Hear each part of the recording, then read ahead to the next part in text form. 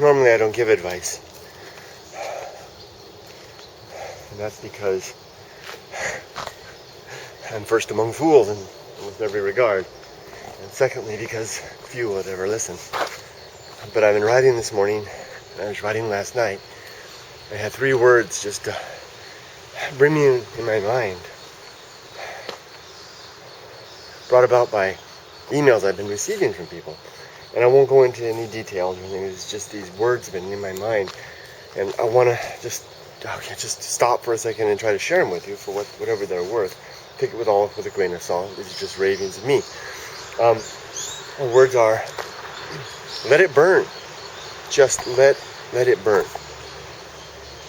What am I talking about? Flames, of course. Fire. I'm not talking about the soluble fire. I'm not talking about the plasma that burns our structures and consumes our worldly things. You've got your house has caught fire. I recommend grabbing a fire extinguisher. If there's flames appearing nearby, then push the fire alarm button and get the fire trucks coming. Those flames need to be handled. I'm talking about those other flames, the flames that cannot be dissolved in water or extinguished with any type of mist or foam.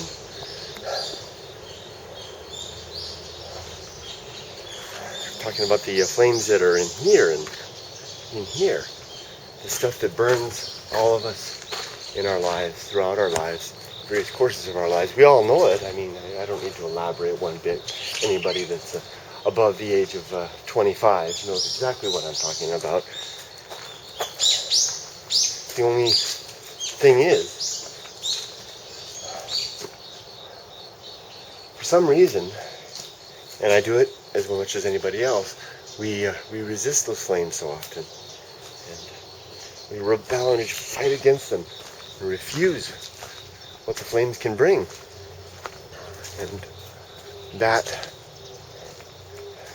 do I call it a gift? A gift implies coming from somewhere else, and I don't know if there is a somewhere else, but I do know that when the flames burn inside me, typically they're consuming and destroying something that is either wasteful or expendable or destructive in some way.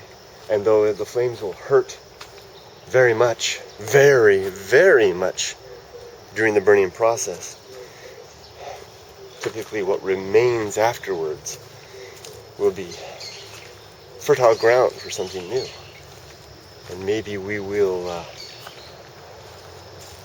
pass on into something better as a result. And letting it burn then can sometimes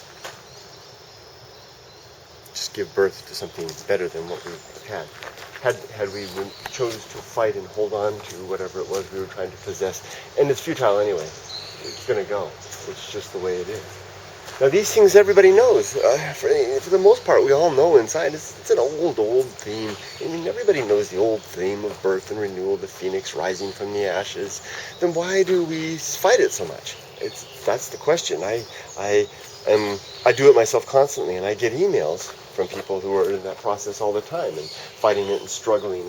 And the reason that they write to me, I think, is that I'm in a foreign land with foreign people in foreign places in foreign ways.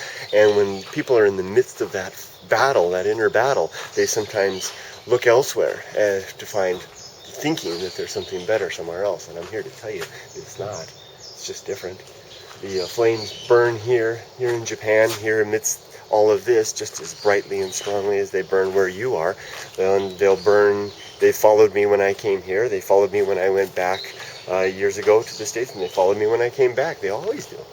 But I can tell you this, that one difference is now that I don't fight them the way I used to. Well, I do, but not as much. Look here. What's this? Look at this. This is a roof tile. It's an old roof tile, buried here on the grounds of the Shinto shrine. This is the ruin, the destruction, the leftover, the remains of something that was once good in here and is now gone. These little shards are all over the place. Does it mean that the temple, the shrine is gone? No. It just means that it's metamorphosed into something else. And look at this giant tree. This giant tree is testament to what has stood, been destroyed, and then rebuilt here time and time again. So for those of you who are struggling, and I'm not one to offer advice, like I said, I'm the biggest fool of them all. So this is not words of the wisdom. These are not words from anyone wise. These are just words from someone who's a little bit experienced. Let it burn when the flames come. Let it burn. It may, in fact, be time for whatever it is that needs to be burned to let go. And you may have something more and better to move on toward. You may not. You may be destroyed. You may die. You or others around you may be consumed by whatever is going on. And you know what? I can't explain why that is. I can't tell you why that, or even say that there's something good that comes about it. I don't know. One day the flames that are in this world will consume me utterly, and I will be gone. Bones at the bottom of the sea, hopefully. And I can't give you any answer to that. But in the meantime, the flames that consume us for moments, the flames that consume us for instants, that take away our things, our works, our deeds, are not necessarily bad things. And I just want to point that out as I continue along my way and struggle with the flames in my own life. So there you go. Let it burn. Don't fear the flames. See y'all later.